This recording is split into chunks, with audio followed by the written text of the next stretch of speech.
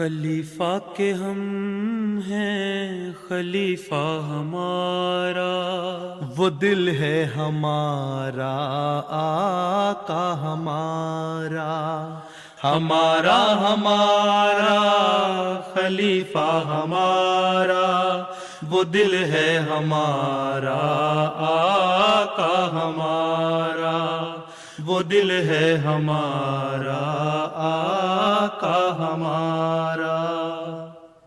അസ്സലാമു അലൈക്കും വറഹ്മത്തുള്ളാ. This week വിത്ത് ഹുസൂർ പരിപാടിയിലേക്ക് സ്വാഗതം. 2 മുലാഖാത്തിൽ നിന്നുള്ള ഹൈലൈറ്റുകൾ അവതരിപ്പിക്കുന്നതിൽ ഞങ്ങൾ ചാരിതാർത്ഥ്യമുണ്ട്. ഒന്ന് ജർമ്മനിയിൽ നിന്നുള്ള ഖാദിമുകളോടൊപ്പമുള്ളതാണ്, മറ്റൊന്ന് സ്വിറ്റ്സർലാൻഡിൽ നിന്നുള്ള രചന അംഗങ്ങളോടൊപ്പമാണ്. ശനിയാഴ്ച ഹസ്രത്ത് ഖലീഫത്തുൽ മസീഹ് ഖാമിസ് ജർമ്മനിയിൽ നിന്നുള്ള മജ്ലിസ് ഖുദ്ദാമുൽ അഹ്മദിയിലെ അംഗങ്ങളുമായി നടത്തിയ കൂടിക്കാഴ്ചയിൽ നിന്നും നമുക്ക് ആരംഭിക്കാം. ശനിയാഴ്ച ജർമ്മനിയിലെ മ്യൂണിക്കിൽ നിന്നുള്ള ഖുദ്ദാം ഹസ്രത്ത് ഖലീഫത്തുൽ മസീഹ് ഖാമിസുമായി ഒരു മുലാഖാത്ത് നടത്താൻ ഭാഗ്യമുണ്ടായി. UK ഇസ്ലാമാബാദിൽ നടന്ന മുലാഖാത്തിനായി ഖുദ്ദാം പ്രത്യേകം യാത്ര ചെയ്താണ് എത്തിയത്.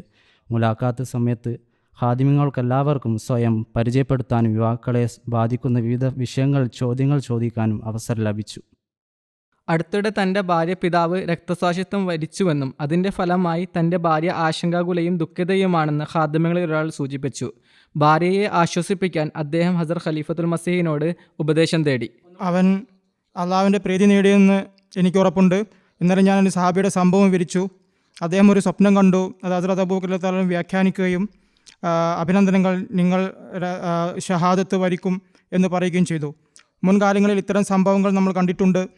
ഷഹാദത്തിൻ്റെ പദവി വളരെ ഉയർന്നതാണ്. അള്ളാഹു സ്വർഗത്തിൽ അദ്ദേഹത്തിൻ്റെ പദവി ഉയർത്തിക്കൊണ്ടിരിക്കാനും അദ്ദേഹത്തിൻ്റെ മക്കൾക്ക് സൽഗുണങ്ങളിൽ ഉറച്ചു നിൽക്കാൻ പ്രാപ്തി ലഭിക്കാനും എപ്പോഴും പ്രാർത്ഥിക്കുക. അദ്ദേഹത്തിൻ്റെ അടുത്ത തലമുറയുടെ തെറ്റായ പ്രവർത്തികൾ അദ്ദേഹത്തിൻ്റെ ത്യാഗം പാഴാക്കുന്ന സാഹചര്യം ഉണ്ടാകരുത്. ത്യാഗം ഒരിക്കലും പാഴായി പോകില്ല, പക്ഷേ നിങ്ങളുടെ പ്രവർത്തികൾ കാരണം അതിൻ്റെ പ്രതിഫലം നിങ്ങൾക്ക് നഷ്ടമായേക്കാം. അതിനാൽ അള്ളാഹു ഞങ്ങൾക്ക് ക്ഷമയും സ്ഥിരതയും നൽകട്ടെ. സ്വർഗത്തിൽ അദ്ദേഹത്തിൻ്റെ പദവി ഉയർത്തുകയും സൽഗുണങ്ങൾ നിർവഹിക്കുന്നതിൽ സ്ഥിരത പുലർത്താൻ ഞങ്ങളെ പ്രാപ്തരാക്കുകയും ഞങ്ങൾ സമാധാനവും ശാന്തിയും ഉണ്ടാകട്ടെ എന്ന് നിങ്ങൾ പ്രാർത്ഥിക്കുക. അങ്ങനെയാണ് സർവശക്തനായ അള്ളാഹു ഒരാൾക്ക് ആശ്വാസം നൽകുന്നത്. ഖാദിമുകളിൽ ഒരാൾ താൻ വഖഫ് നൗ ആണെന്ന് പറയുകയും വഖഫ് നൗവിനോടുള്ള കടമകൾ എങ്ങനെ നിറവേറ്റണമെന്ന് ചോദിക്കുകയും ചെയ്തു.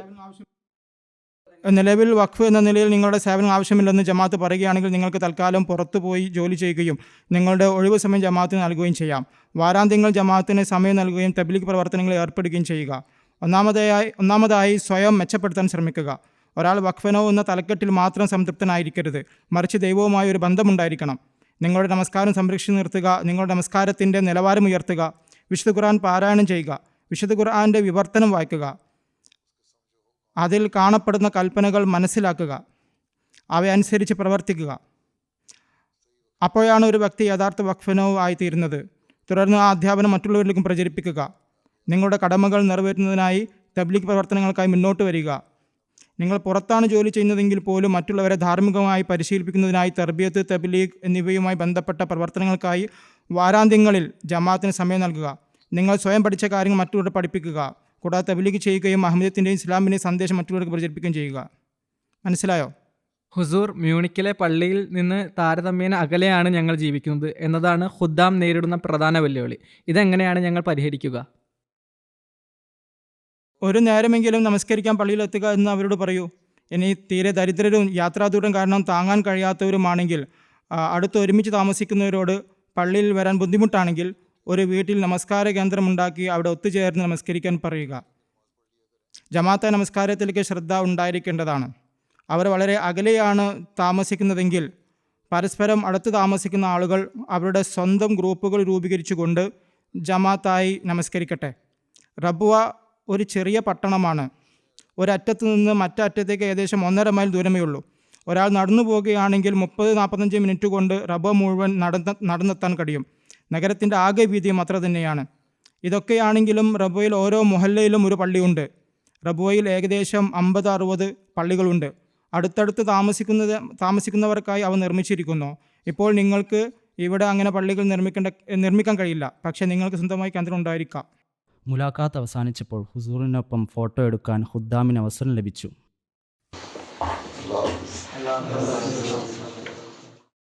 പിറ്റേന്ന് ഞായറാഴ്ച ദേശീയ ആമില അംഗങ്ങൾക്കും സ്വിറ്റ്സർലാൻഡിലെ രചന ഇമായില പ്രസിഡന്റുമാർക്കും ഹസ്രത്ത് ഖലീഫത്തുൽ മസീഹുമായി ഒരു മുലാഖാത്ത് നടത്താനുള്ള അവസരം ലഭിച്ചു.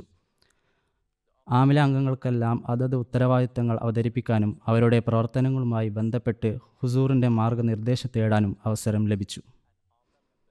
ലജ്നയുമായി സംഘടിപ്പിക്കുന്ന പരിപാടിയിൽ ലജ്നയിലെ ചില അംഗങ്ങൾ പങ്കെടുക്കുന്നില്ലെന്ന് ഒരു ആമില അംഗം പരാമർശിക്കുകയും ഇക്കാര്യത്തിൽ ഹുസൂറിൻ്റെ മാർഗനിർദ്ദേശം തേടുകയും ചെയ്തു. അവരുടെ സ്വഭാവം നിങ്ങളെ വിലയിരുത്തുക.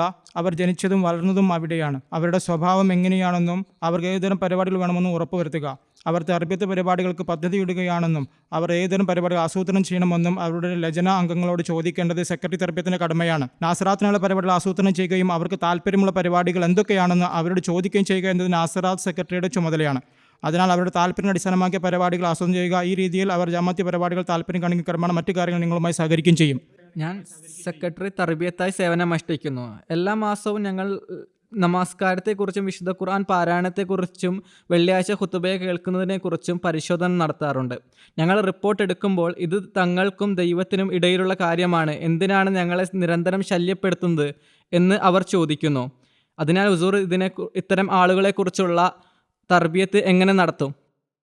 തീർച്ചയായും ഇത് അവർക്കും ദൈവത്തിനിടയിലുള്ള കാര്യമാണെന്ന് അവരോട് പറയുക. എന്നിരുന്നാൽ ജമാഅത്തിന് ഒരു നിസാം സംവിധാനമുണ്ട്. അതിനാൽ നമ്മുടെ നിസാം പുരോഗമിക്കുകയാണോ അതോ പിന്നോട്ട് പോവുകയാണോ എന്ന് നമുക്ക് വിശകലനം ചെയ്യാൻ കഴിയും. അതുകൊണ്ടാണ് നിങ്ങൾ പതിവായി നമസ്കരിക്കുന്നുണ്ടോ, വിശുദ്ധ ഖുർആൻ പാരായണത്തിൽ നിങ്ങൾ ശ്രദ്ധ ചെലുത്തുന്നുണ്ടോ എന്നതിനെക്കുറിച്ച് ഞങ്ങൾ ഈ വിവരങ്ങൾ എടുക്കുന്നത്. ഇത് ഒരു ഖുർആൻ്റെ കൽപ്പനയാണ്. ഉത്ബോധിപ്പിച്ചുകൊണ്ടിരിക്കാൻ അള്ളാഹു നബി തിരുമേനിയോട് കൽപ്പിച്ചു. അതുകൊണ്ടാണ് ഒരാൾ ജമാഅത്തിനോട് ചേർന്ന് നിൽക്കണമെന്നും ജമാഅത്ത് നൽകുന്ന ഉപദേശം നടപ്പിലാക്കുകയാണെങ്കിൽ മാത്രമേ ജമാഅത്തിൽ ഐക്യം സ്ഥാപിക്കപ്പെടുകയുള്ളൂവെന്നും അള്ളാഹു പ്രസ്താവിച്ചത്. നിങ്ങൾ ഇത് നിറവേറ്റുകയാണെങ്കിൽ മാത്രമേ ഇത് സംഭവിക്കുകയുള്ളൂ. ഞങ്ങളോട് ഒന്നും പറയരുത് എന്ന് ആരെങ്കിലും പറഞ്ഞാൽ അപ്പോൾ പുരുഷന്മാരോട് ജമാഅത്തായി നമസ്കരിക്കാൻ അള്ളാഹു കൽപ്പിക്കേണ്ടതിൻ്റെ ആവശ്യകത എന്തായിരുന്നു? അല്ലെങ്കിൽ സ്ത്രീകൾ വിശുദ്ധ ഖുർആൻ പാരായണം ചെയ്യുകയും പ്രാർത്ഥിക്കുകയും നിങ്ങളുടെ വീട്ടുജോലികൾ നിർവഹിക്കുകയും അള്ളാഹുവിൻ്റെ അവകാശങ്ങൾ നിറവേറ്റുകയും സൃഷ്ടിയുടെ അവകാശങ്ങൾ നിറവേറ്റുകയും ചെയ്യണമെന്ന് അള്ളാഹുവിന് പറയേണ്ട ആവശ്യം എന്തായിരുന്നു? ഇത് നമ്മെ ഓർമ്മിപ്പിക്കാൻ വേണ്ടിയാണ്. ഉത്ബോധിപ്പിക്കാനും അത് തുറന്നുകൊണ്ടിരിക്കാനും കൽപ്പിക്കപ്പെട്ടു. നിങ്ങൾ ഒരു ഉത്ബോധകനാകുന്നു എന്നാണ് തിരുമേനിയെക്കുറിച്ച് പറയപ്പെട്ടത്. ഇതിൻ്റെ അടിസ്ഥാനത്തിലാണ് ഞങ്ങളിവ നടത്തുന്നത് എന്ന് അവരോട് പറയുക. ഞങ്ങൾ പുരോഗമിക്കുകയാണോ പിന്നോട്ട് പോവുകയാണോ എന്ന് വിലയിരുത്താൻ ഞങ്ങൾ നിങ്ങളോട് ഇത് ചോദിക്കേണ്ടത് ജമാഅത്തിൻ്റെ ഐക്യത്തിന് ആവശ്യമാണ്. ഞങ്ങൾ അതനുസരിച്ചാണ് പ്രോഗ്രാമുകൾ തയ്യാറാക്കുന്നത്. അതിനാൽ ഇത് നമ്മളും ദൈവവും തമ്മിലുള്ള കാര്യമാണെന്ന് പറയുന്നത് തെറ്റാണ്. ഇതത്ര നിസ്സാരമായിരുന്നെങ്കിൽ നമസ്കരിക്കാൻ വരാത്തവരെക്കുറിച്ച് ഇഷാക്കോ ഫജ്റിനോ വരാത്തവരെക്കുറിച്ച് പറയുമായിരുന്നോ ഇഷാക്കോ ഫജ്റിനോ വരുന്നില്ലെന്ന്? ഇഷാക്കോ ഫജ്റിനോ വരുന്നില്ലെന്ന് പ്രവാചകൻ സ്വല്ലല്ലാഹു അലൈഹി വസല്ലം പറയുന്നത് എന്തുകൊണ്ടാണ്? നമസ്കാരത്തിന് നേതൃത്വം നൽകാൻ മറ്റൊരാളെ ഏൽപ്പിച്ച് നമസ്കരിക്കാൻ വരാത്തവരുടെ വീടുകൾക്ക് തീയിടാൻ ഞാൻ ആഗ്രഹിക്കുന്നു എന്ന് നബി സല്ലല്ലാഹു അലൈഹി വസല്ലം പറഞ്ഞത് എന്തുകൊണ്ടതാണ്? നബി തിരുമേനി സല്ലല്ലാഹു അലൈഹി വസല്ലം വളരെ കനിവ് കാണിച്ചിരുന്നു. നമസ്കരിക്കാനും ജമാഅത്ത് പ്രവർത്തനങ്ങളിൽ ഏർപ്പെടുന്നതിനും വിശുദ്ധ ഖുർആൻ പാരായണം ചെയ്യുന്നതിനും അതിൻ്റെ പാഠങ്ങൾക്കനുസൃതമായി പ്രവർത്തിക്കുന്നതിനും ഉത്ബോധിപ്പിക്കുക എന്നത് ആവശ്യമാണ് എന്നാണ് ഇത് കാണിക്കുന്നത്. ഖുർആനിക അധ്യാപനങ്ങളും ഇതാണ് വ്യക്തമാക്കുന്നത്. തിരുചര്യയും ഇത് തന്നെയാണ് പറയുന്നത്. അവിടുന്ന് നിരന്തരം സഹാബാക്കൾ ഉപദേശിക്കാറുണ്ടായിരുന്നു. അതുപോലെ ഈ കാലഘട്ടത്തിൽ ഞങ്ങൾ വിശ്വസിച്ച വാഗ്ദത്തം മസീഹ് അലൈഹി സ്വലാമോ നബി തിരുമേനെ പിൻപറ്റിക്കൊണ്ട് ഇത് തന്നെയാണ് ഉപദേശിച്ചത്. അതായത് ഉപദേശം സ്വീകരിക്കുക, ജമാഅത്തുമായി സഹകരിക്കുകയാണ് വേണ്ടത്. അപ്പോഴാണ് ജമാഅത്ത് ശക്തിപ്പെടുന്നത്. ഈ കാരണത്താലാണ് ജമാഅത്തായി നമസ്കരിക്കാൻ നമ്മോട് കൽപ്പിക്കപ്പെടുന്നത്. നിങ്ങളുടെ പുരുഷ കുടുംബാംഗങ്ങളോട് പോയി ജമാഅത്തായി നമസ്കരിക്കാൻ നിങ്ങൾ പറയുക. നിങ്ങളുടെ കുട്ടികളോട് പോയി പ്രാർത്ഥിക്കാൻ പറയുക, നമസ്കരിക്കാൻ വേണ്ടി പറയുക. നാളെ കുട്ടികൾ വഴിതെറ്റിപ്പോയാൽ ഞങ്ങൾക്ക് ഇഷ്ടമുള്ളത് ചെയ്യാൻ ഞങ്ങൾക്ക് സ്വാതന്ത്ര്യമുണ്ട് എന്നും അവർ പറയും. മതത്തിൻ്റെ കാര്യത്തിൽ ഞങ്ങളോട് ഒന്നും പറയരുത്. അതിനുശേഷം ഞങ്ങളുടെ മക്കൾ അവിടെ പോയി, ഞങ്ങളുടെ മകൻ ഇവിടെ പോയി എന്ന ആശങ്കയുടെ മാതാപിതാക്കൾ കരയുന്നു. ഇന്ന തിന്മകൾ അവൻ്റെ ഉള്ളിൽ വളർന്നു, അല്ലെങ്കിൽ അവർ അത്തരം പരാതികൾ നൽകാൻ പാടില്ല. ഇനി കുട്ടികൾക്ക് അവരുടെ സ്വാതന്ത്ര്യം നൽകുക. അവർ എന്ത് വേണമെങ്കിലും ചെയ്യട്ടെ. അവർ മദ്യം കഴിക്കുകയോ ചൂതാട്ടം നടത്തുകയോ പരസംഗതി ഏർപ്പെടുകയോ ചെയ്തിട്ട് അവർക്ക് ഇഷ്ടമുള്ളത് അവർ ചെയ്യട്ടെ. എന്തിനാണ് നിങ്ങൾ അവരെ തടയുന്നത്? എന്നിരുന്നാലും നിങ്ങൾ സ്നേഹത്തോടെയും വിവേകത്തോടെയും സംസാരിക്കുക. നിങ്ങൾ കർശനമായി സംസാരിക്കുന്ന ആളുകൾ നിങ്ങളുടെ കഴുത്തിന് പിടിക്കുന്നതാണ്. തങ്ങളുടെ ലെറ്റർ ബോക്സുകളിലൂടെ ആവശ്യമില്ലാത്തത് മെയിലുകളൊന്നും പോസ്റ്റ് ചെയ്യാൻ ആഗ്രഹിക്കുന്നില്ലെന്ന് സ്വിറ്റ്സർലാൻഡിലെ ബഹുഭൂരിപക്ഷം ആളുകളും വ്യക്തമായി പ്രസ്താവിക്കുന്നെന്ന് ഒരു ലജനാംഗം പരാമർശിച്ചു. ജമാഅത്ത് അംഗങ്ങൾ പലപ്പോഴും തബ്ലീഗ് ലഘുലേഖകൾ പോസ്റ്റ് ചെയ്യുന്നുവെന്നും ഇത് ഉചിതമാണോ എന്ന് കൂട്ടിച്ചേർത്തു. എന്തിനാണ് നിങ്ങൾ അത് പോസ്റ്റ് ചെയ്യുന്നത്? ആർക്കെങ്കിലും അത് ഇഷ്ടപ്പെട്ടില്ലെങ്കിൽ അത് അവർ പുറത്തെടുത്ത് കീറി വലിച്ചെറിയാണ് പോകുന്നത്. അപ്പോൾ അതിൽ എന്താണ് പ്രയോജനം? അപ്പോൾ നമ്മൾ എന്താണ് ചെയ്യേണ്ടത്? അവർ ചെയ്യുന്നത് ശരിയാണ്. റോഡുകളിൽ നിൽക്കുക, ഒരു സ്റ്റോൾ സ്ഥാപിക്കുക. ഇതാണ് ഇസ്ലാമിൻ്റെ പാഠങ്ങളെന്ന് പറയുക. ഞങ്ങളിത് വിതരണം ചെയ്യുന്നു, നിങ്ങൾക്കിത് താല്പര്യമുണ്ടെങ്കിൽ ഈ ലഘുലേഖ എടുത്ത് വായിക്കുക. ആര് സന്തോഷത്തോടെ അത് എടുക്കുന്നുവോ അവർക്കത് നൽകുക. അല്ലാതെ 2 ലക്ഷം ലേഖകൾ വിതരണം ചെയ്യണമല്ലോ എന്ന് വിചാരിച്ച് ലെറ്റർ ബോക്സുകൾ എളുപ്പം കൊണ്ടിടുകയല്ല വേണ്ടത്. അങ്ങനെ കുട്ടികളെയും കുട്ടി ഞങ്ങൾ ധാരാളം ജോലികൾ ചെയ്തു പോകുന്ന അംഗങ്ങൾ പറയുന്നു. ഇതൊരു ജോലിയേ അല്ല. ഫലം നൽകാത്ത പ്രവൃത്തി നിഷ്പ്രയോജനകരമാണ്. അത് സന്തോഷത്തോടെ എടുക്കാൻ ആഗ്രഹിക്കുന്നവർക്ക് മാത്രം നൽകുക. പോയി അവരുടെ വാതിലുകൾ മുട്ടുകയും ഇത് ഞങ്ങളുടെ ലഘുലേഖയാണെന്ന് പറയുകയും ചെയ്യുക. നിങ്ങളുടെ ലെറ്റർ ബോക്സിൽ മെയിൽ ഇടാൻ പാടില്ലെന്ന് എഴുതിയിരിക്കുന്നു. നിങ്ങൾക്ക് വേണമെങ്കിൽ നിങ്ങൾക്ക് ഇത് എടുക്കാം, അല്ലാത്ത പക്ഷം ഞങ്ങൾ പോവുകയാണ്. അസ്സലാമു അലൈക്കും. അള്ളാഹു നിങ്ങൾക്ക് സൗഖ്യം നൽകട്ടെ. നമ്മൾ പോവുകയാണ്. അതിന് ആശംസകൾ അവരിൽ നിന്ന് സ്വയം ഒഴിവാകുന്നതിലൂടെ അവർ നിങ്ങളോട് സന്തുഷ്ടരാകുകയും ഇവർ വളരെ ധാർമ്മികരാണെന്ന് പറയുകയും ചെയ്യും. അവരുടെ ജോലി നടത്തുന്നതിന് മുമ്പ് അവർ തങ്ങളുടെ അനുവാദം തേടുന്നു. അതും തബ്ലീഗിൻ്റെ രൂപമാണ്. ആ വ്യക്തിയെ സമാധാനത്തോടെ അഭിവാദ്യം ചെയ്തുകൊണ്ട് നിങ്ങൾ ബന്ധപ്പെടുന്ന ലഘുലേഖ നൽകുന്നത് തബ്ലീഗിൻ്റെ മികച്ച രൂപമാണ്. ഭീഷണിപ്പെടുത്തലിനോ സാമൂഹികമായി ഒറ്റപ്പെടുന്നതിനോ ഇരയാകുന്ന, അങ്ങനെ പള്ളിയിൽ നിന്ന് അകലം പാലിച്ച് വരാതിരിക്കുകയും ചെയ്യുന്ന പെൺകുട്ടികളെ നമ്മൾ എങ്ങനെയാണ് സഹായിക്കേണ്ടത്? സ്കൂളിൽ അവർ ഭീഷണികൾക്ക് ഇരയാകുന്നുവെങ്കിൽ നിങ്ങൾ അവരെ സ്വാഗതം ചെയ്യുകയും അവരുടെ വികാരങ്ങൾ ശ്രദ്ധിക്കുകയും അവരെ ആശ്വസിപ്പിക്കുകയും ആലിംഗനം ചെയ്യുകയും ചെയ്താൽ എന്തുകൊണ്ട് അവർ നിങ്ങളുടെ അടുത്തേക്ക് വരാതിരിക്കണം? സ്കൂളിൽ മർദ്ദിക്കപ്പെട്ടതുപോലെ ഇവിടെയും ഞങ്ങൾ മർദ്ദിക്കപ്പെടുമോ എന്ന് അവർ സംശയിച്ചേക്കാം. അതിനാൽ അവരുടെ വീടുകളിൽ സന്ദർശിച്ച് അവരുമായി സംസാരിക്കുക, അവരോട് സ്നേഹത്തോടെ സംസാരിക്കുക, അവരെ അടുത്ത് വിളിച്ച് പറയുക, നിങ്ങളുടെ സ്കൂളിൻ്റെ അന്തരീക്ഷം ലൗകികമാണ്, ഞങ്ങളുടെ അടുത്തേക്ക് വരൂ, ഞങ്ങൾ നിങ്ങളെ സ്വാഗതം ചെയ്യുകയും നിങ്ങളെ സ്നേഹിക്കുകയും ചെയ്യും, ഞങ്ങൾ നിങ്ങളെ ഞങ്ങളുടെ പ്രവർത്തനങ്ങളുടെ ഭാഗമാക്കും, അതുകൊണ്ട് ഒരു ഭയവുമില്ലാതെ ഞങ്ങളുടെ അടുത്തേക്ക് വരിക. അവരുടെ വീട്ടിൽ പോയി അവരുമായി സംസാരിക്കുക, അവരെ ഫോണിൽ വിളിച്ച് സംസാരിക്കുക, അവരെ പരിഷ്കരിക്കുക, അവരുടെ സംശയങ്ങളും ഭയങ്ങളും നീക്കം ചെയ്യുക. നിങ്ങൾക്ക് അവിടെ ഏതെങ്കിലും സൈക്കാട്രിസ്റ്റുകൾ ഉണ്ടോ? അതെ, നമുക്ക് ചിലരുണ്ട്. അവരൊരു സൈക്കാട്രിസ്റ്റുമായി ചികിത്സിക്കുക. അവരുടെ ഹൃദയങ്ങളിലുള്ള സന്ദേഹങ്ങൾ എങ്ങനെ നീക്കം ചെയ്യാമെന്ന് നാം അറിയേണ്ടതുണ്ട്. അവർക്ക് കമ്പനി നൽകുക. നിങ്ങൾ അവരോടൊപ്പം ഉണ്ടെന്ന് അവരെ ബോധ്യപ്പെടുത്തുക. അപ്പോൾ അവർ നിങ്ങളുമായി സഹകരിക്കും. സ്നേഹത്താൽ എന്തും നേടാൻ സാധിക്കും. നിങ്ങൾ ഒരു ശത്രുവിനോട് സ്നേഹത്തോടെ സംസാരിച്ചാലും അവൻ്റെ ഹൃദയവും മൃദുവാകുമെന്ന് അള്ളാഹു പറയുന്നു. അതിനാൽ ഇവർ നമ്മുടെ സ്വന്തം ആളുകളാണ്. നിങ്ങൾ അവരോട് സ്നേഹത്തോടെ സംസാരിച്ചാൽ അവരുടെ ഹൃദയവും എങ്ങനെ മൃദുവാകാതിരിക്കും? അള്ളാഹു പറഞ്ഞതുപോലെ ശത്രുക്കൾ ഉറ്റ സുഹൃത്തുക്കളായി. അവരിൽ ചില ആൾക്കാർ വരാറുണ്ട്, പക്ഷേ അവരിൽ ഈ വലിയ ആളുകളെ, മുതിർന്ന സ്ത്രീകളെ ഭയന്നിട്ട് അവർ വരാതിരിക്കാറുണ്ട്. ആൻറ്റിമാർ, അതെ, ആൻറ്റിമാർ അവരെ വിചിത്രമായ രീതിയിൽ നോക്കുന്നു. നിങ്ങൾ ആ അമ്മായിമ്മയുടെ അവരുടെ കണ്ണുകൾ അടച്ചു വെക്കാനും അവരുടെ അവസ്ഥ വിലയിരുത്താനും ഇസ്തിഗ്ഫാർ തേടാനും പറയുക. ആൻറ്റിമാരോട് സ്വയം പരിഷ്കരിക്കാൻ പറയുക. മറ്റുള്ളവരെ ഓടിച്ചു കളഞ്ഞതിന് അള്ളാഹു അവരെ ശിക്ഷിക്കും. ദൈവമാകേണ്ടതില്ലെന്ന് ആൻറ്റിമാരോട് പറയുക. വിശുദ്ധ ഖുർആനിൽ അള്ളാഹു നബി തിരുമേനിയോട് പറഞ്ഞത് തന്നെ പിന്തുടരുന്നവരോട് സ്നേഹത്തോടും അനുകമ്പയോടും ആർദ്രയോടും കൂടി പെരുമാറണമെന്നാണ്. അദ്ദേഹം കഠിനമായി പെരുമാറുകയാണെങ്കിൽ അവർ ഓടിപ്പോകും. മറ്റുള്ളവരെ ഓടിക്കാൻ ഇടയാക്കരുത്, മറിച്ച് മറ്റുള്ളവരെ സ്നേഹത്തോടെ കൂടുതൽ അടുപ്പിക്കാൻ ആൻറ്റിമാരോട് പറയുക. മാതാപിതാക്കളുടെ പരിശ്രമങ്ങളും ശ്രദ്ധയും ഉണ്ടായിട്ടും ചില കുട്ടികൾ യൗവന ദിശയിലേക്ക് പ്രവേശിക്കുന്നതോടെ ഈ സമൂഹമായി ഇഴുകിച്ചേരാൻ തെറ്റായ പ്രവർത്തനങ്ങളിൽ പങ്കെടുക്കുന്നു. അത്തരം സന്ദർഭങ്ങളിൽ അത് ഹലാലാണോ ഹറാമാണോ എന്ന് അവർ വേർതിരിക്കുന്നില്ല. അതേസമയം ഈ കുട്ടികളെ ചെറുപ്പം മുതൽ തന്നെ ശരിയും തെറ്റും ഹലാലും ഹറാമും തമ്മിലുള്ള വ്യത്യാസം പഠിപ്പിക്കുന്നുണ്ട് താനും. ഇത്തരം സാഹചര്യങ്ങളിൽ എന്താണ് നമ്മൾ ചെയ്യേണ്ടത്? കാര്യം എന്താണെന്ന് വെച്ചാൽ, ഹലാലും ഹറാമുമായ കാര്യങ്ങൾ നിങ്ങൾ നിങ്ങളുടെ കുട്ടികളെ പഠിപ്പിക്കുന്നുണ്ടെങ്കിലും നിങ്ങൾ ഇതൊക്കെ ഭയപ്പെടുത്തിക്കൊണ്ടാണ് പഠിപ്പിക്കുന്നത്. അവരിൽ ഭയം ഉളവാക്കുന്നതിന് പകരം സ്നേഹവും ദയയും കാണിക്കുക. അവരോട് പറയുക, ഇത്തരം പ്രവൃത്തികൾ തെറ്റും ചെയ്തുകൂടാത്തതുമാണ്. കാരണം അള്ളാഹുവിന് ഇത് ഇഷ്ടമല്ല, ഇസ്ലാം ഇഷ്ടപ്പെടുന്നില്ല, നബി സല്ലല്ലാഹു അലൈഹി വസല്ലം തിരുമേനി അവ വിലക്കിയിരിക്കുന്നു. ഈ കാലഘട്ടത്തിൽ നാം സ്വീകരിച്ച വാഗ്ദത്തം മസീഹ് അലൈഹി ഇസ്ലാം പോലും അവ വിലക്കിയിട്ടുണ്ട്. അത്തരം പ്രവർത്തനങ്ങൾ ജമാഅത്തിൻ്റെ പാഠങ്ങൾക്ക് വിരുദ്ധമാണ്. നാം ഇത്തരം കാര്യങ്ങൾ അതുകൊണ്ട് തന്നെ ചെയ്യാറില്ല. എന്നിരുന്നാലും ലോകത്തെ നിരവധി ആളുകൾ ചെയ്യുന്നുണ്ട്. ലോകത്തിലെ മറ്റുള്ളവരെ വെറുക്കണമെന്ന് അവരോട് പറയരുത്. അവർ എന്തെങ്കിലും തെറ്റ് ചെയ്താൽ അവരുടെ കാര്യം അള്ളാഹുങ്കലാണ്. അത്തരം കാര്യങ്ങൾ മെല്ലെ അവരുടെ മനസ്സിലിട്ട് കൊടുക്കുക.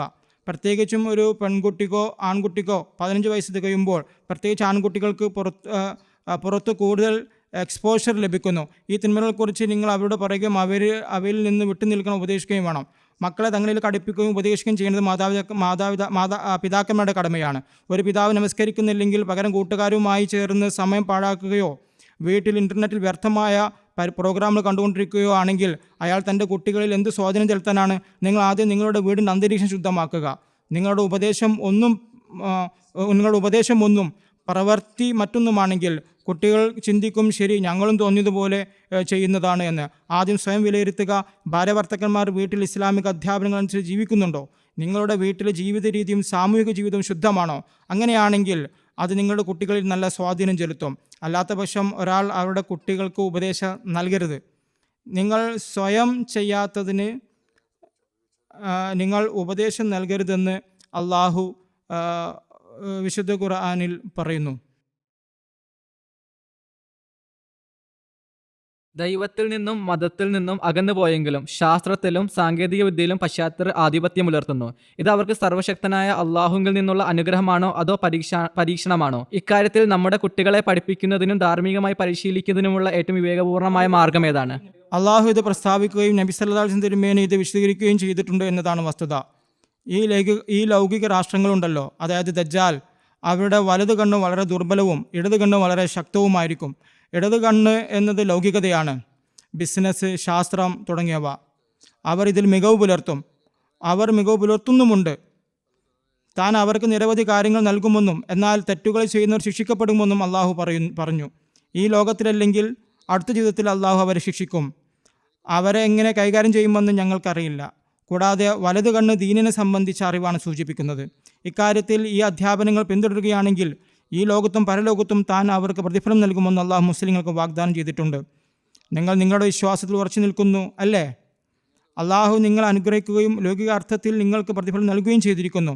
നിങ്ങളിപ്പോഴും നിങ്ങളുടെ വിശ്വാസത്തെ പിന്തുടരുകയാണ്. അള്ളാഹു പരലോകത്ത് നിങ്ങൾക്ക് ഇതിലും മികച്ച പ്രതിഫലം നൽകട്ടെ. നമ്മുടെ വിദ്യാസമ്പന്നരായ സ്ത്രീകൾ മറ്റുള്ളവർക്ക് അത്തരം ഉദാഹരണങ്ങൾ നൽകണം. അവരിൽ ഡോക്ടർമാരും എഞ്ചിനീയർമാരും അഭിഭാഷകരും ശാസ്ത്രജ്ഞരുമുണ്ട്. അവരോട് പറയുക, ഞങ്ങൾ ഞങ്ങളുടെ മതാധ്യാപനങ്ങൾ പിന്തുടരുകയാണ് ചെയ്യുന്നത്. ലൗകിക രാഷ്ട്രങ്ങൾക്ക് ഈ ലോകത്തിൻ്റെ അനുഗ്രഹങ്ങൾ നൽകപ്പെട്ടിട്ടുണ്ടെങ്കിലും പരലോകത്ത് അവരെ കഠിനമായി ശിക്ഷിക്കുമെന്ന് അള്ളാഹു പറയുന്നു.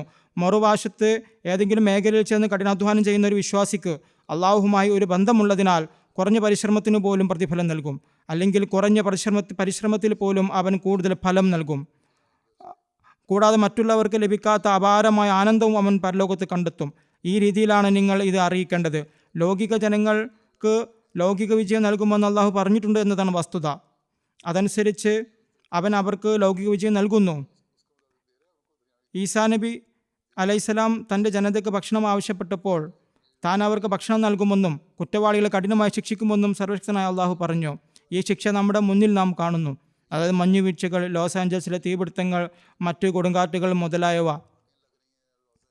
അവർ മുസ്ലിങ്ങൾക്ക് നേരെ ബോംബുകൾ എറിഞ്ഞുകൊണ്ട് പ്രതികാരം ചെയ്യാൻ ശ്രമിക്കുന്നു. മുസ്ലിങ്ങൾ തന്നെ ഉചിതമായി പ്രവർത്തിക്കുന്നില്ല. തങ്ങളുടെ കർമ്മങ്ങളുടെ ഫലം അവരും കണ്ടുകൊണ്ടിരിക്കുകയാണ്. നമ്മുടെ ഭാഗത്തും തെറ്റുണ്ട്. മുസ്ലിങ്ങൾ യഥാർത്ഥ വിശ്വാസികളെ പെരുമാറുന്നില്ല. നാം യഥാർത്ഥ വിശ്വാസികളായാൽ അള്ളാഹു ഇവർക്ക് നൽകി നമ്മെ വിട്ടുകളഞ്ഞല്ലോ എന്ന് അവനോട് പരിഭവം പറയാൻ കഴിയും. അവരോട് ചോദിക്കുക, മുസ്ലിങ്ങൾ അള്ളാഹുവിനോടുള്ള കടമകൾ നിറവേറ്റിയിട്ടുണ്ടോ? പലരും ദിവസേനയുള്ള 5 നേരം നമസ്കാരം പോലും നിർവഹിക്കുന്നില്ല. ആരോടെങ്കിലും ഇതിനെപ്പറ്റി ചോദിച്ചാൽ ചിലർ പറയും, ഞാൻ 3 നേരം നമസ്കരിക്കാറുണ്ട്, ബാക്കിയുള്ളതൊക്കെ ശ്രമിക്കാറുണ്ട് എന്നാണ്. ശ്രമം എന്ന് വെച്ചാൽ എന്താണ്? ഭക്ഷണം കഴിക്കുന്നത് പോലുള്ള കാര്യങ്ങൾ ഞങ്ങൾ ശ്രമിക്കുന്നു എന്ന് എപ്പോഴെങ്കിലും പറയാറുണ്ടോ? ഒരാൾ വ്യക്തിയോട് ചിന്തിക്കുകയാണെങ്കിൽ അയാൾക്ക് എല്ലാ കാര്യങ്ങളും ഒരു പാഠം കണ്ടെത്താനാവും. മനസ്സിലായോ? ഇസ്ലാമിലെ ആദ്യകാല മുസ്ലിം സ്ത്രീകളുടെ സേവനങ്ങളുടെ ഉദാഹരണങ്ങൾ ഉദ്ധരിച്ച് ഒരു രചനാംഗം ഹിജാബ് അവലംബിക്കുന്നതിനെയും ഉചിതമായ വേർതിരിവ് നിലനിർത്തുന്നതിനെയും കുറിച്ച് ചെയ്യുന്നതിനെക്കുറിച്ചുള്ള അഹമ്മദി സ്ത്രീകൾക്ക് എങ്ങനെ ഇസ്ലാമിൻ്റെ സേവനത്തിൽ സമാനമായ രീതിയിൽ മുന്നോട്ട് പോരാൻ കഴിയുമെന്ന് ചോദിച്ചു. രചനകളുടെ ജോയിൻ്റ് ആക്ടിവിറ്റികളിൽ അവരുടെ അതിഥികളെ കൊണ്ടുവരാൻ നാം അനുമതി നൽകാറുണ്ട്. എന്നാൽ ഭക്ഷണത്തിനുള്ള സമയമാകുമ്പോൾ വായ തുറന്നിരിക്കുകയും ആ സമയത്ത് പൊതുവെ റിലാക്സ് ആയ അവസ്ഥയിലായിരിക്കും ചെയ്യുന്നതിൽ ഭക്ഷണം കഴിക്കുമ്പോൾ സ്ത്രീകൾക്ക് പ്രത്യേക ക്രമീകരണം ഉണ്ടായിരിക്കണമെന്ന് ഞാൻ പറഞ്ഞിട്ടുണ്ട്. ഞങ്ങൾ ഇവിടെ പരിപാടികൾ നടത്തുമ്പോഴും പ്രാദേശിക അതിഥികളോട് അവർ വെവ്വേറെ ഭക്ഷണം കഴിക്കാൻ പോകുന്നുവെന്ന് പറയുമ്പോൾ അവരും അവരോടൊപ്പം പോകാൻ ഇഷ്ടപ്പെടുന്നു. ഉമ്മ അമ്മാറയും യുദ്ധങ്ങളിൽ പങ്കെടുത്ത മറ്റ് സ്ത്രീകളെ സംബന്ധിച്ചിടത്തോളം ആളുകൾക്ക് അവരെ തിരിച്ചറിയാൻ കഴിയാത്ത വിധത്തിലാണ് അവർ യുദ്ധം ചെയ്തത്. ഒരു യുദ്ധത്തിൽ കുതിരപ്പുറത്തുണ്ടായിരുന്ന ഒരാൾ, അയാളുടെ സഹോദരൻ പിടിക്കപ്പെട്ടിരുന്നു. അയാൾ വലത്തോട്ടും ഇടത്തോട്ടും വാൾ വീശിക്കൊണ്ടിരിക്കുകയായിരുന്നു. ഇത്ര ശൗര്യത്തോടും ധീരതയോടും കൂടി പോരാടുന്ന ഈ വ്യക്തി ആരാണെന്ന് മുസ്ലിം സൈന്യത്തിൻ്റെ കമാൻഡർക്ക് അറിയില്ലായിരുന്നു. അയാൾ ചോദിച്ചു, നിങ്ങൾ ആരാണ്? ആ വ്യക്തി നിശബ്ദനായി നിന്നു. ഏറെ നിർബന്ധിച്ചപ്പോൾ ആ വ്യക്തി ഞാൻ സ്ത്രീയാണ് എന്ന് പറഞ്ഞു. ഇതിനർത്ഥം അവൾ ഹിജാബും വസ്ത്രവും കൊണ്ട് പൂർണ്ണമായും പൊതിഞ്ഞിരുന്നു എന്നാണ്. ആ വ്യക്തി പുരുഷനാണോ സ്ത്രീയാണോ എന്ന് വേർതിരിച്ചറിയാൻ കഴിഞ്ഞില്ല. അവൾ ഈ രീതിയിലാണ് പോരാടിയത്. പങ്കെടുക്കുന്നവർ പോലും ഫുൾ ഡ്രസ് കോഡും പർദ കോഡും പാലിച്ചിരുന്നു. നിങ്ങൾക്കും സമാനമായ രീതിയിൽ പരിപാടികളിൽ പങ്കെടുക്കാം. ചില സമയങ്ങളിൽ പുറത്ത് മറ്റുള്ളവർ മുസ്ലിങ്ങളെ വേദിയിൽ സംസാരിക്കാൻ ക്ഷണിക്കുന്ന പരിപാടികളുണ്ട്. ഉദാഹരണത്തിന് സ്ത്രീകളുടെ അവകാശങ്ങളെക്കുറിച്ചാണെങ്കിൽ അവർ ജർമ്മനിയിലും ഇവിടെയും UK യിലും മറ്റു സ്ഥലങ്ങളിലും ഇങ്ങനെ ചെയ്യാറുണ്ട്. ഞങ്ങളിതിന് അനുമതി നൽകാറുണ്ട്. എന്നാൽ ഞങ്ങൾ പറയുന്നു, ഒന്നാമതായി അത് വളരെ പ്രായം കുറഞ്ഞ ഒരു പെൺകുട്ടിയായിരിക്കരുത്, മറിച്ച് പക്വതയുള്ള ഒരു സ്ത്രീ ആയിരിക്കണം. കൂടാതെ പർദ്ദയും മാന്യമായ വസ്ത്രം ധരിച്ചു കൊണ്ട് അവൾക്ക് വേദിയിൽ ഒരു പ്രസംഗം നടത്താൻ കഴിയും. ഇത് അവർ ചെയ്യാറുമുണ്ട്. അത് ആളുകളെ വലിയ സ്വാധീനം ചെലുത്തുന്നു. സ്ത്രീകളുടെ അവകാശങ്ങളെക്കുറിച്ചും മുസ്ലിങ്ങൾക്കെതിരെയും സംസാരിക്കുന്ന ഒരു സ്ത്രീ ഉണ്ടെന്ന് അടുത്തിടെ ആരോ ഒരു റിപ്പോർട്ട് അയച്ചു. ഞങ്ങളുടെ ലജന അംഗങ്ങളിൽ ഒരാൾ വേദിയിൽ നടത്തിയ പ്രസംഗം കേട്ടപ്പോൾ അത് മറ്റുള്ള പരിപാടിയായിരുന്നു. അതേ സ്ത്രീ വന്ന് അവളെ കെട്ടിപ്പിടിച്ച് കരയാൻ തുടങ്ങി. അവൾ പറഞ്ഞു, ഞാൻ മുസ്ലിങ്ങൾക്കെതിരെ സംസാരിക്കാറുണ്ടായിരുന്നു, പക്ഷേ ഇപ്പോൾ ഞാൻ നിങ്ങളോടൊപ്പമുണ്ട്. എനിക്ക് നിങ്ങളുടെ അധ്യാപനങ്ങൾ മനസ്സിലായി. നിങ്ങൾ സ്വന്തം ഇഷ്ടപ്രകാരമാണ് പർദ്ദ ധരിക്കുന്നത്. ഞങ്ങൾ അടിച്ചമർത്തപ്പെട്ടുവെന്നും നമ്മളോട് അനീതി നടന്നുവെന്നും നമ്മൾ തന്നെ പറഞ്ഞാൽ ആളുകൾ ചോദ്യങ്ങൾ ചോദിക്കും. എന്നാൽ നിങ്ങൾ പർദ്ദ സന്തോഷത്തോടെ ആചരിക്കുകയും ഞങ്ങൾ വസ്ത്രദാനത്തിൻ്റെയും എളിമയുടെയും ഭാഗമാണെന്ന് പറയുകയും ചെയ്താൽ അത് ഞങ്ങളുടെ പ്രോട്ടോക്കോളിൻ്റെ ഭാഗമാണ്. അങ്ങനെ പറയുകയാണെങ്കിൽ ഞങ്ങളെല്ലാം ഇത് സന്തോഷത്തോടെയാണ് ചെയ്യുന്നത് എന്ന് പറയുകയാണെങ്കിൽ അപ്പോൾ ആളുകൾക്കത് മനസ്സിലാകും. ഓരോ ദിവസവും എനിക്ക് എണ്ണമറ്റ ഉദാഹരണങ്ങൾ ലഭിക്കാറുണ്ട്. അതിനാൽ ഇത് നിരോധിച്ചിട്ടില്ല. പക്വതയുള്ള സ്ത്രീകൾ ഔദ്യോഗിക പ്ലാറ്റ്ഫോമുകളിൽ പോയി പ്രഭാഷണം നടത്താറുണ്ട്. ഇത് ജർമ്മനിയിലും ഇവിടെയും സംഭവിക്കുന്ന കാര്യമാണ്. മുമ്പുള്ള ഉദാഹരണങ്ങളാണെങ്കിൽ അവർ പോലും ലജ്ജ അവലംബിച്ചുകൊണ്ടാണ് സംസാരിച്ചിരുന്നത്. നിങ്ങൾക്ക് അവസരങ്ങൾ ലഭിക്കുന്നില്ലെന്ന് ആരാണ് നിങ്ങളോട് പറഞ്ഞത്? ഒരവസരം ഉണ്ടാകുമ്പോഴെല്ലാം നിങ്ങൾക്ക് നിങ്ങളുടെ സദറിനെ അറിയിക്കാം. ഇവിടെ നിന്ന് അനുമതി തേടേണ്ടതുണ്ടെങ്കിൽ നിങ്ങൾക്ക് അങ്ങനെ ചെയ്യാനും തുറന്നൊരു പ്രഭാഷണം നടത്താനും കഴിയും. ഞാൻ ജർമ്മനിയിൽ കുറച്ച് സ്ത്രീകളെ നിയമിക്കുകയും അവർക്ക് പോകാൻ അനുമതി നൽകുകയും ചെയ്തു. അവർ പക്വതയുള്ളവരാണ്. അവർക്ക് അറിവുണ്ടെന്നും ഔദ്യോഗിക പ്ലാറ്റ്ഫോമുകളിൽ നന്നായി സംസാരിക്കാൻ കഴിയുമെന്നും എനിക്കറിയാം. ചിലർ UK യിലും ചിലർ US ലുമുണ്ട്, മറ്റ് രാജ്യങ്ങളിലുമുണ്ട്. നിങ്ങളിൽ ചിലരുണ്ടെങ്കിൽ നിങ്ങൾക്കും ഇത് ചെയ്യാം. ആരാണ് നിങ്ങളെ തടഞ്ഞത്? എന്നിരുന്നാലും നിങ്ങൾ അനുമതി തേടുകയും ഡ്രസ് കോഡിനുള്ളിൽ തുടരുമെന്ന് വാഗ്ദാനം ചെയ്യുകയും മാന്യമായ വസ്ത്രങ്ങൾ ധരിക്കുകയും വേണം. ജമാഅത്ത് പരിപാടികളിൽ പുരുഷന്മാർ ഒരു വശത്തും സ്ത്രീകൾ മറുവശത്തും ഇരിക്കുന്നു. ഉദാഹരണത്തിന് ജൽസ സീറത്തുൻ നബി. പുരുഷന്മാർക്ക് കേൾക്കാൻ കഴിയുന്ന പ്രസംഗം അവരുടെ ഭാഗത്തുനിന്ന് ജൽസക്ക് ചെയ്യാൻ പറ്റുമോ? പുരുഷന്മാർ സ്വന്തമായി ജൽസ നടത്തുന്നു. അതിനാലാണ് സ്ത്രീകൾക്ക് സ്വന്തമായി ജൽസ നടത്താൻ അനുവാദം നൽകിയിരിക്കുന്നത്. നിങ്ങൾ സ്ത്രീകളുടെ അവകാശങ്ങളെക്കുറിച്ചാണ് സംസാരിക്കുന്നത്. അതിനാൽ സീറത്തുൻ നബി ജൽസ നടക്കുന്നുണ്ടെങ്കിൽ നബി തിരുമേനി സല്ലല്ലാഹു അലൈഹി വസല്ലമയുടെ ജീവിതത്തിൻ്റെ വെളിച്ചത്തിൽ സ്ത്രീകളുടെ അവകാശങ്ങളെ സംബന്ധിച്ച് നിങ്ങൾ അവരോട് പറയുക. അതുകൊണ്ട് നിങ്ങൾ ഇതിൽ പ്രത്യേക ശ്രദ്ധ നൽകുക. നിങ്ങൾ നിങ്ങളുടെ സ്വന്തം പരിപാടികളും പ്രവർത്തനങ്ങളും നടത്തുക. നിങ്ങൾ നിങ്ങളുടെ സ്വന്തം തെറബിയത്ത് നടത്തുക. നിങ്ങൾ കേൾക്കുകയും പഠിക്കുകയും ചെയ്യുന്നതെന്തും പോയി നിങ്ങളുടെ പുരുഷന്മാരെ അറിയിക്കുക. അതിനു പുറമെ കാലത്തിൻ്റെ ഖലീഫ സ്ത്രീകളെ അഭിസംബോധന ചെയ്യുമ്പോൾ കാലത്തിൻ്റെ ഖലീഫയുടെ വാക്കുകൾ പുരുഷന്മാരിലേക്കും എത്തുന്നുണ്ട്. സ്വയം പരിഷ്കരിക്കാൻ സ്ത്രീകളെ ഉപദേശിക്കുന്നത് പോലെ സ്വയം പരിഷ്കരിക്കാൻ പുരുഷന്മാരെ ഉപദേശിക്കുന്നു. അതിനാൽ അവർ യഥാർത്ഥത്തിൽ അങ്ങനെ ചെയ്യാൻ ആഗ്രഹിക്കുന്നത് സ്വയം പരിഷ്കരിക്കാൻ ആ ഉപദേശങ്ങൾ മതിയാകും. ഹുസൂർ, എൻ്റെ ചോദ്യം, മാതാപിതാക്കൾ എതിർത്താലും ഭർത്താവ് അനുമതി നൽകിയില്ലെങ്കിലും ഒരാൾക്ക് വസിയത്ത് ചെയ്യാൻ കഴിയാൻ സാധിക്കുമോ? അവൾ ഒരു വിദ്യാർത്ഥിയാണെങ്കിൽ അവൾ ആഗ്രഹിക്കുന്നുവെങ്കിൽ അവളുടെ മാതാപിതാക്കളിൽ നിന്ന് ലഭിക്കുന്ന പോക്കറ്റ് പണത്തിൻ്റെ അടിസ്ഥാനത്തിൽ അവൾക്ക് സ്വന്തം ഇഷ്ടപ്രകാരം വസിയത്ത് ചെയ്യാൻ കഴിയും. എന്നാൽ അവളൊരു ഭാര്യയാണെങ്കിൽ ഭർത്താവ് ഒന്നും നൽകുന്നില്ലെങ്കിൽ, വരുമാനമൊന്നുമില്ലെങ്കിൽ ഭർത്താവിൻ്റെ താല്പര്യവും പരിഗണിക്കേണ്ടതാണ്. അവൾ സ്വയം സമ്പാദിക്കുകയാണെങ്കിൽ അവൾക്ക് ഭർത്താവിനോട് പറയാം, ഇതെൻ്റെ സ്വന്തം വരുമാനമാണ്, ഞാൻ നിങ്ങളിൽ നിന്ന് ഒന്നും എടുക്കുന്നില്ല, എൻ്റെ സ്വന്തം വരുമാനത്തിൻ്റെ അടിസ്ഥാനത്തിലാണ് ഞാൻ വസിയത്ത് ചെയ്യുന്നത്. അവളുടെ വസിയത്ത് അംഗീകരിക്കുന്ന വിഭാഗത്തിൽ പെടുകയാണെങ്കിൽ അവൾക്ക് അങ്ങനെ ചെയ്യാൻ കഴിയും. എന്നാൽ വീട്ടിൽ തർക്കങ്ങൾ ഒഴിവാക്കാൻ ഭർത്താവിനെ വിശ്വാസത്തിലെടുക്കുന്നതാണ് നല്ലത്. അനാവശ്യമായി കലഹം ഉണ്ടാക്കേണ്ടതുണ്ടോ? ഇതിനകം തന്നെ നിരവധി തർക്കങ്ങളുണ്ട്. അവ വർദ്ധിപ്പിക്കേണ്ടതുണ്ടോ? എല്ലാ ദിവസവും ഏതെങ്കിലും തരത്തിലുള്ള ഹുല അല്ലെങ്കിൽ വിവാഹമോചന കേസ് ലഭിക്കുന്നു. അതിനാൽ വീടിൻ്റെ അന്തരീക്ഷം ശുദ്ധവും സമാധാനപരവുമായി സൂക്ഷിക്കുന്നതാണ് നല്ലത്.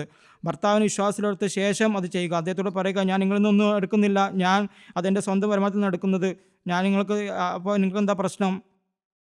ചില മാതാപിതാക്കൾ തങ്ങളുടെ കുട്ടികളെ വിശുദ്ധ ഖുർആൻ പഠിപ്പിക്കാൻ ഓൺലൈനിൽ മറ്റ് രാജ്യങ്ങളിൽ നിന്നുള്ള മിഷണറിമാരെ ഏർപ്പാടാക്കാറുണ്ട്. അതിന് ഫീസ് നൽകുകയും ചെയ്യുന്നു.